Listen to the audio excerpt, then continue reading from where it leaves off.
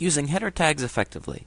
Essentially, when we start to create our pages, of course, I've already talked about the title tag, but once you start to write the content on each page, you're going to have an opportunity to single out a few phrases and say these are the most important things on this page, and this is known as using header tags.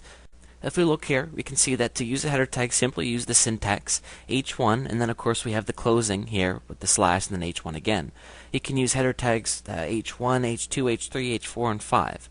Essentially, again, this is where we would just put this around text that we would feel is the most important text on the page. So essentially, you can, if I picture a website that's about dog training tips, up at the top you would have dog training tips as the header, and whenever you make something a header, typically it also takes that text and makes it bigger.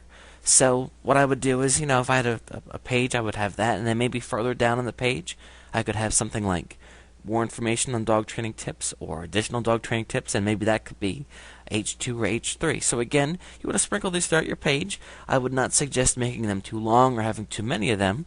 I think it makes sense to have, one header tag that's H1, but then maybe having, another one that's 2, or maybe 2 more that's H3, something like that. And you can kind of play around with it and see how it looks on your page as well. But again, this is another opportunity to tell the search engines, this is the most important part of the page. And what I like to do is, I do the keyword research to attack a certain phrase, and then I go through and I use the title tags, and I also make sure that I use the header tags to really highlight that specific keyword phrase that I'm trying to rank that page for.